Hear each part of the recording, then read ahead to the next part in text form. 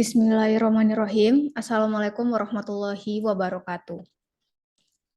Selamat siang teman-teman mahasiswa. Bertemu lagi dengan saya pada mata kuliah Sosiologi Terapan, yang pada mata kuliah ini diampu oleh dua dosen. Yang pertama itu ada Bapak Dr. Azwar MSI dan tim teachingnya yaitu saya, Indah Sari Rahmaini SSMA.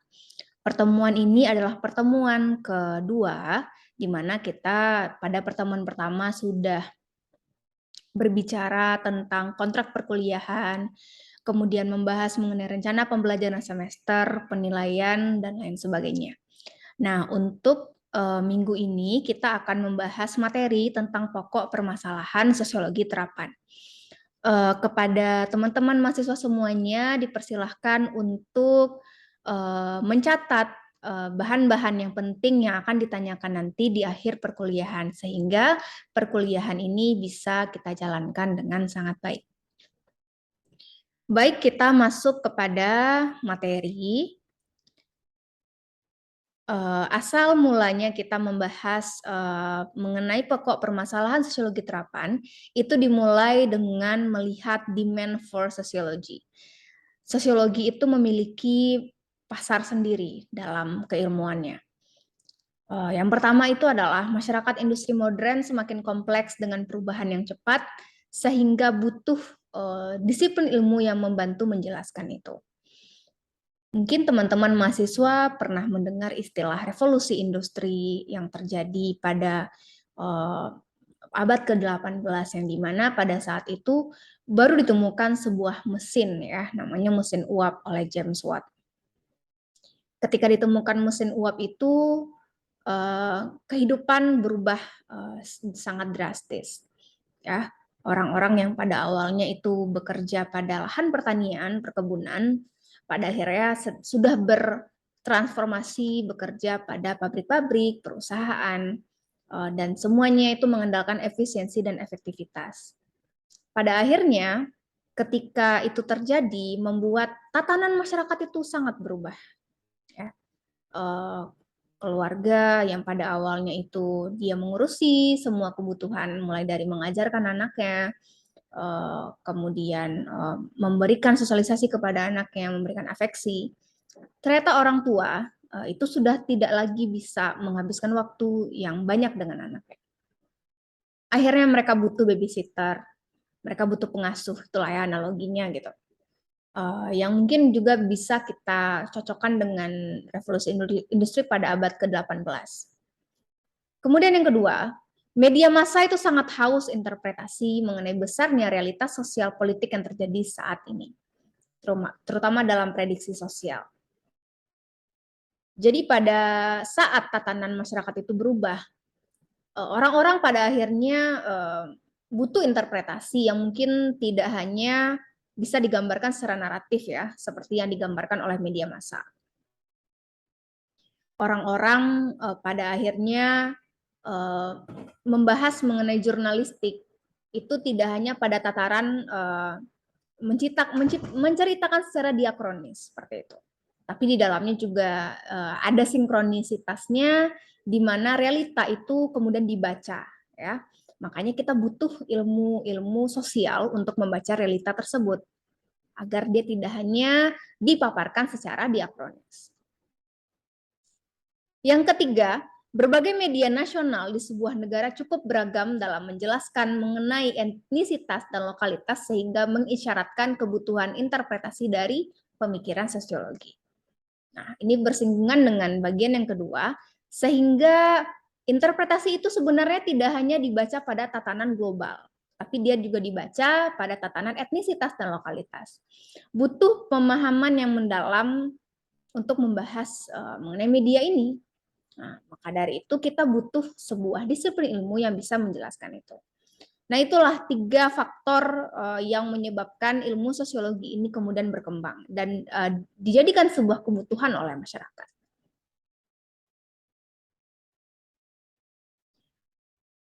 Tentu tidak semua permasalahan bisa dijelaskan secara sosiologis ya. Ada 3 prinsip esensial dari penjelasan sosiologis. Itu yang pertama, sosiologi berorientasi terhadap pengkajian secara ilmiah. fenomena ya yang terjadi jika itu tidak empirik, tidak empirical, tidak objektif ya, itu tidak bisa diselesaikan menggunakan perspektif sosiologi. Kita membahas tentang orang-orang yang mungkin dia merasakan sakit di tubuhnya, tapi kita mengkaitkan itu dengan adanya dorongan dari luar dirinya, mungkin kekuatan-kekuatan goib spiritual itu tidak bisa dijelaskan oleh orang sosiologi karena itu tidak berdasarkan common sense gitu ya, tidak dari akal sehat. Itu tidak bisa dijelaskan oleh sosiolog seperti itu. Sosiologi itu berorientasi terhadap pengkajian secara ilmiah. Apa itu pengkajian ilmiah? Pengkajian yang bisa dibuktikan melalui panca indera. Bisa didengar, ya, bisa dilihat, bisa diraba, bisa dirasa, mungkin seperti itu. Yang kedua, ketika sosiologi dibangun sebagai kontribusi independen pada masa pencerahan secara umum, ia juga tumbuh sebagai refleksi dari pencerahan, serta merefleksikan demistifikasi dunia pada masyarakat sekuler. Ini menarik ya. Jadi ketika sosiologi itu dibangun pada masa pencerahan itu, jadi kalau dalam bahasa Arab itu asbabun nuzul gitu ya, epistemologi dari sosiologi itu lahir karena adanya masa Renaissance ini, masa pencerahan. Tapi sebenarnya secara otomatis sosiologi itu juga merefleksikan pencerahan itu. Dia tidak mendukung pencerahan secara totally, tapi dia juga merefleksikan kembali, mengkritisi ada apa sih sebenarnya yang terjadi pada abad pencerahan ini, seperti itu. Ya, jadi dia merefleksikan kembali dunia pada masyarakat sekuler, seperti itu. Yang ketiga, sosiologi pada perkembangannya dibangun melalui aspek budaya masa modern. Nah, ini perbedaan yang cukup signifikan antara beberapa disiplin ilmu yang mungkin dirasa agak mirip ya, seperti misalnya antropologi. Ada beberapa kampus yang mencoba untuk menyamakan antara sosiologi dan antropologi, seperti itu. Padahal sebenarnya esensi dari belajar sosiologi ini adalah sosiologi itu membahas masyarakat modern, gitu. Di awal kita sudah bahas ya, kalau misalkan dalam kelahiran ilmu sosiologi itu atas dasar revolusi. Revolusi pada saat itu dialami oleh masyarakat perkotaan. Ya, jadi sudah terlihat ya irisan pemisahan maksudnya antara sosiologi dan antropologi dan ilmu-ilmu lain. Lanjut.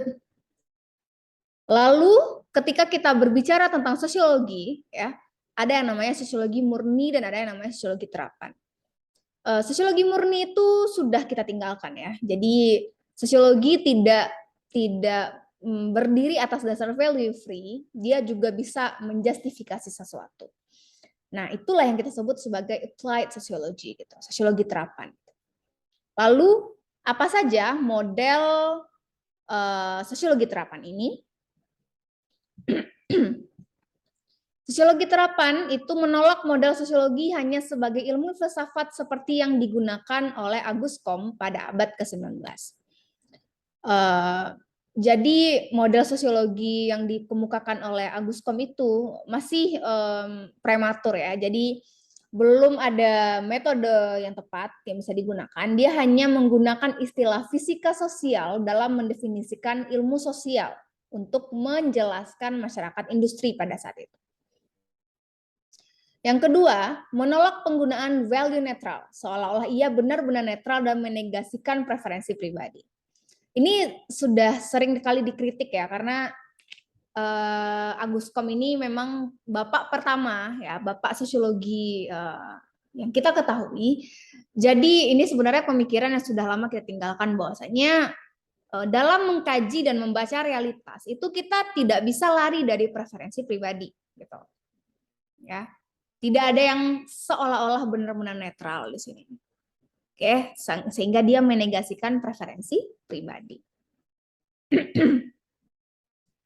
Oke, dalam menjelaskan bagaimana sih sebenarnya sosiologi terapan itu bergerak gitu. Kita sudah punya 3 model sosiologi.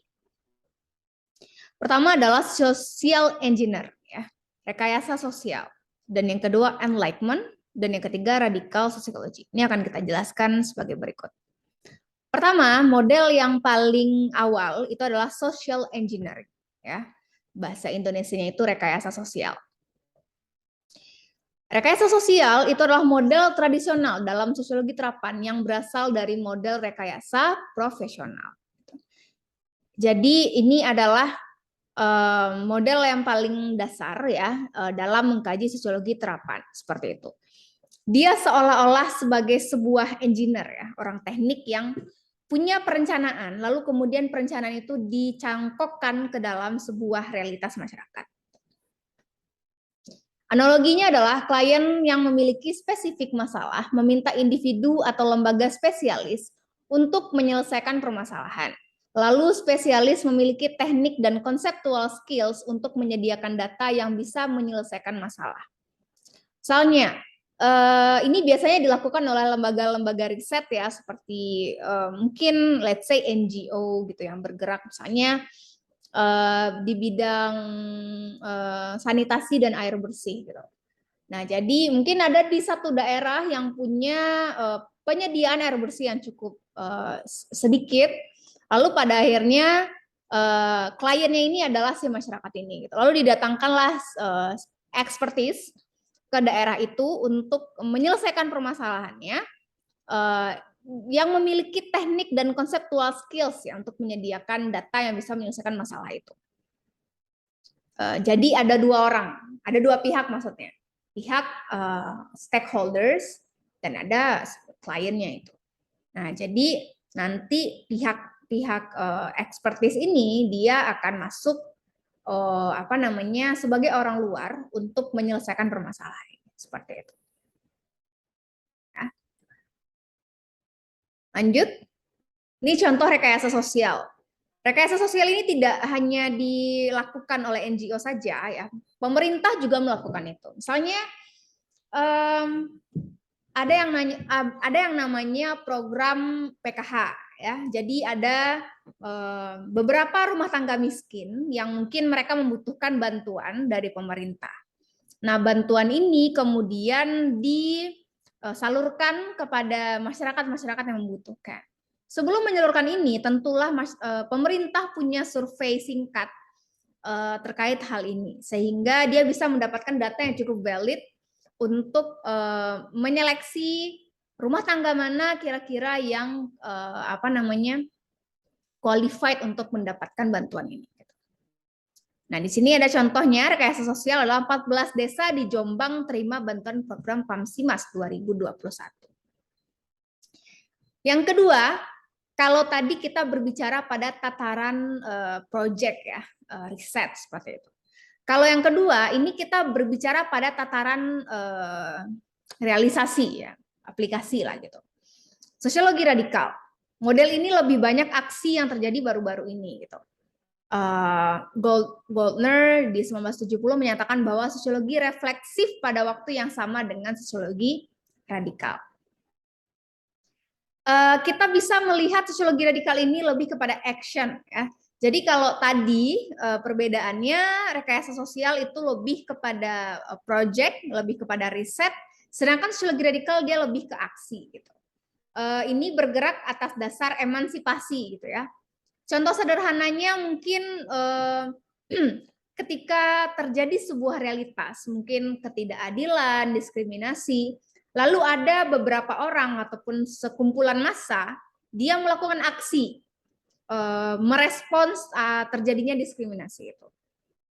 Ya. Sebenarnya itu sudah masuk kepada menerapkan sosiologi, tapi di bagian tatanan sosiologi radikal.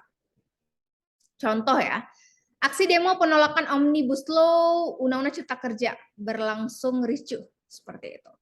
Nah, di sini kita bisa melihat yang melakukan demo itu adalah orang yang merasa tidak diberikan keadilan. Ya. Ketika mereka merasa tidak diberikan keadilan, lalu mereka melakukan action. Actionnya ini adalah bentuk dari sosiologi radikal. Gitu. Kita tidak hanya berbicara pada tataran normatif saja di kertas, tapi dia mengaplikasikannya langsung di lapangan. Tidak hanya sosiologi radikal itu seperti demo ya. Misalnya kita melakukan pemungutan sumbangan, misalnya kepada korban bencana alam. Nah, itu sebenarnya juga sudah masuk ke dalam tataran sosiologi radikal gitu. Jadi tidak harus menggunakan massa dengan masalah yang cukup kompleks ya, tapi masalah sederhana itu juga sebenarnya bisa kita katakan sebagai sosiologi radikal. 2 tahun yang lalu ya, kita melihat bagaimana sebuah sosial media, maksud saya sebuah website itu namanya kitabisa.com. Nah, di situ dia kemudian mengumpulkan ada koin untuk Prita, ya ada bantuan bencana alam juga di situ, lalu kemudian penandatanganan petisi. Nah, itu sebenarnya juga termasuk ke dalam kajian sosiologi radikal karena dia mengaplikasikannya, dia menerapkan dengan action seperti itu. Nah, jadi kalau misalkan nanti teman-teman mahasiswa ingin mengambil contoh sosiologi radikal, silahkan dicari dan kita bisa menemukan banyak contoh dan tidak usah jauh-jauh mengenai demo ya. Kalau misalkan nanti teman-teman melihat di lampu merah itu ada semacam penggalangan dana, itu sebenarnya juga sudah termasuk ke dalam kategori sosiologi radikal. Selanjutnya, perbedaan sosiologi radikal dengan model lainnya. Oh, sebentar. Kita lanjut dulu bagian yang ketiga, enlightenment. Apa ini enlightenment? Berbeda dari dua tadi, ya. Kalau di bagian rekayasa sosial itu lebih kepada riset, project. Kalau di bagian sosiologi radikal itu lebih kepada action. Sedangkan di enlightenment itu lebih kepada individu tidak harus menjadi peneliti untuk bisa menerapkan sosiologi. Dia cukup berpikir dan bertindak secara sosiologis, itu sudah menggambarkan sosiologi terapan dengan tanda kutip profesionalitas. Contohnya dalam sebuah perusahaan, user meng-hire seorang sosiolog untuk mengambil keputusan dalam dunia kerja menggunakan perspektif sosiologi. Itu sudah termasuk ke dalam kajian enlightenment. Ya, sudah nampak ya perbedaannya. Contohnya juga misalnya ketika ada orang dia sebagai seorang sosiolog lalu diminta pendapatnya tentang sesuatu. Nah, itu sebenarnya sudah masuk ke dalam enlightenment gitu. Jadi dia tidak harus turun ke lapangan, dia juga tidak harus melakukan riset, tapi dengan insight yang dia berikan itu sudah termasuk ke dalam kategori enlightenment seperti itu. Sekarang kita banyak menyaksikan ya, banyak penerimaan misalnya pegawai negeri sipil yang mengambil formasi sosiologi, misalnya di dinas Badan Penanggulangan Bencana, ada yang di bagian Dinas Kepemudaan dan Olahraga. Nah, di situ sebenarnya keilmuan mereka dipakai gitu. Kalau misalkan ada kasus tentang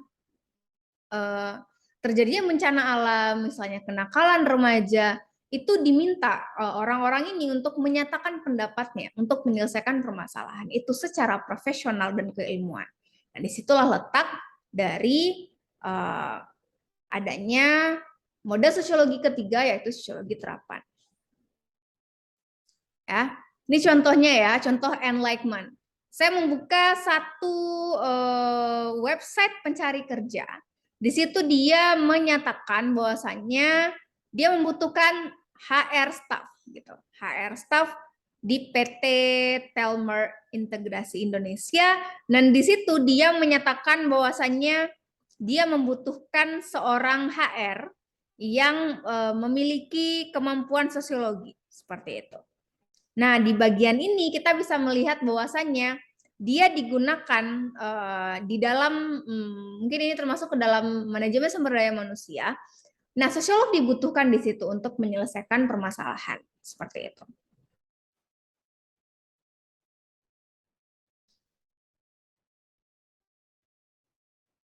Oke, selanjutnya kita melihat ada perbedaan antara sosiologi radikal dengan model lainnya. Ya, pertama, meninggalkan perspektif sosiologi lain yang menekankan pada stabilitas ekonomi dan konsensus. Jadi kalau sosiologi radikal ini dia tidak atas dasar stabilitas gitu. Karena kebanyakan sosiologi radikal ini dia adanya pada tataran manajemen konflik gitu ya. Yang kedua, banyak sekali fenomena kehidupan sosial yang tidak layak untuk dipelajari karena mereka hanya dilihat sebagai epifenomena dari hubungan eksploitatif dan kelas yang mendasarinya. Teori radikal menjadi kebenaran yang terungkap. Karena ini adalah mengenai action ya, jadi kita bisa merefleksikan bahwasanya sosiologi radikal ini terkadang tidak cukup digunakan sebagai model mainstream karena lebih banyak kritik di dalamnya, karena sifatnya itu lebih memperlihatkan sesuatu yang mungkin benar tapi tidak banyak diungkap oleh orang lain, jadi dia menimbulkan banyak kontroversi seperti itu. Misalnya Ivan Illich dalam bukunya dia menyatakan bahwasannya seharusnya sekolah itu tidak ada. Karena di sekolah itu adalah memenjarakan siswa, meningkatkan diskriminasi yang ada di dalamnya seperti itu. Sekolah juga dianggap sebagai sebuah industri. Tapi pemikiran itu terkadang tidak direalisasikan ya, karena kalau misalkan diberikan aksi terhadap itu akan menjadi semacam permasalahan baru juga akan terjadi di situ. Yang ketiga, penemuan sosiolog dalam kajian sosiologi radikal cenderung dituduh lebih mengarah kepada politisasi. Hal ini dikarenakan sosiologi radikal itu lebih ke aksi, ya, dekat dengan politik praktis. Jadi kalau misalkan terjadi demonstrasi, mungkin ini juga dimanfaatkan oleh kelompok-kelompok antara petahana dengan kelompok oposisi ya. Itu akan dijadikan sebagai bahan untuk memasukkan trik-trik politika di dalamnya. Padahal sebenarnya itu bergerak atas dasar mungkin humanity, atas dasar emansipatoris dan lain sebagainya. Oke, kita lanjut. Sejatinya ada perbedaan antara ketiga moda sosiologi itu. Yang pertama social engineer. Ya. Social engineer itu dia ada dua pihak ya. Yang pertama sosiolog, ada klien. Sosiolog ini bisa jadi researcher di dalamnya. Ya, kliennya itu adalah orang yang membutuhkan expertise dari keilmuan dari si sosiolog ini seperti itu untuk menyelesaikan permasalahan. Social engineering membutuhkan teknik, metode untuk menyelesaikan permasalahan gitu. Jadi dia tidak bisa berproses dalam waktu yang singkat seperti itu. Sedangkan sosiologi radikal itu dia sosiolog, ya, tidak ada kliennya, tapi digantikan oleh kelompok radikal. Ini lebih kepada social movement, adalah adanya sebuah gerakan untuk menjalankan ini gitu. Yang ketiga itu ada enlightenment, ya. Tidak harus melalui riset, tapi digantikan oleh konteks sosiologi saja. Jadi dalamnya tidak ada kelompok, dia bisa berjalan secara individu, ya. Dia hanya membaca sebuah realitas melalui profesionalitas dia sebagai seorang sosiolog.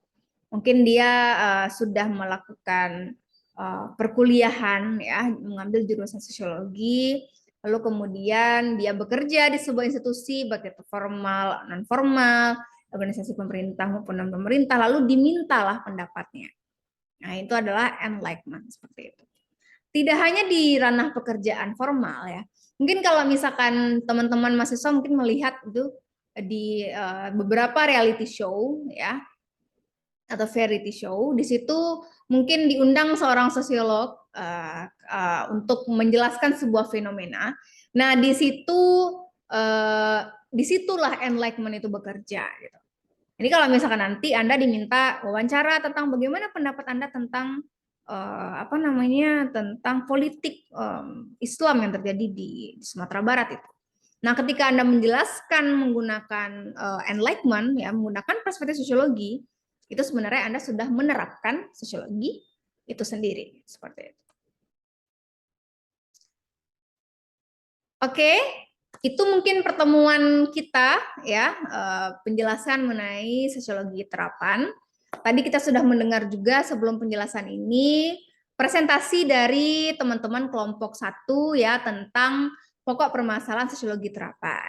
Nah, saya sudah mencoba untuk meluruskan beberapa diskusi dari teman-teman mahasiswa yang mungkin dirasa kurang. Semoga dengan penjelasan tadi itu bisa menambah khasanah ilmu pengetahuan dari teman-teman mahasiswa. Oke, untuk terakhir ya, sebelum kita akhiri kelas ini, ada tugas kelompok yang harus diselesaikan ya. Silahkan tugas ini dibawa untuk minggu depan, silahkan dipersiapkan ya. Kita punya waktu 1 minggu untuk mempersiapkannya. Yang pertama, sediakan kertas plano ya, kertas coklat kacang besar dan 3 spidol warna berbeda. Yang kedua, sediakan minimal 6 artikel berita yang memiliki unsur model sosiologi terapan. Ya, bisa rekayasa sosial, ya, social engineer, sosiologi radikal, enlightenment. Ini terserah mau dilihat dari buku, dari artikel, dari berita, itu terserah ya. Silahkan ditentukan masing-masing oleh kelompok. Kemudian yang ketiga, alat dan bahan dibawa untuk tugas kelompok minggu depan. Jadi alat ini silahkan dibawa, minggu depan kita akan mulai eksekusi untuk membuat sebuah proyek seperti itu. Pembelajaran ini sengaja didesain dengan cukup fun agar teman-teman mahasiswa tidak cepat bosan ya untuk belajar, apalagi ini masih dalam tataran teoritis seperti itu. Baik, kepada teman-teman semuanya, terima kasih. Jika ada pertanyaan, silahkan ditanyakan di dalam grup ya, ataupun di iLearn-nya. Silahkan nanti diisi absennya melalui iLearn yang sudah tersedia. Tugasnya silahkan dibawa minggu depan pada pertemuan offline. Semoga untuk pertemuan minggu selanjutnya itu bisa lebih atraktif lagi, kita masih semangat lagi untuk kuliahnya. Dan saya harap materi ini bisa kita pelajari dengan sebaik mungkin, dan ketika ujian berlangsung, teman-teman mahasiswa bisa menjawabnya dengan sangat baik. Amin, amin ya robbal alamin. Mungkin itu saja dari saya. Saya mohon maaf jika ada kesalahan, baik itu disengaja maupun tidak. Selamat sore teman-teman mahasiswa semuanya. Saya Indah Sri Rahmaini, SSMA. Saya akhiri perkuliahan ini dengan Assalamualaikum warahmatullahi wabarakatuh.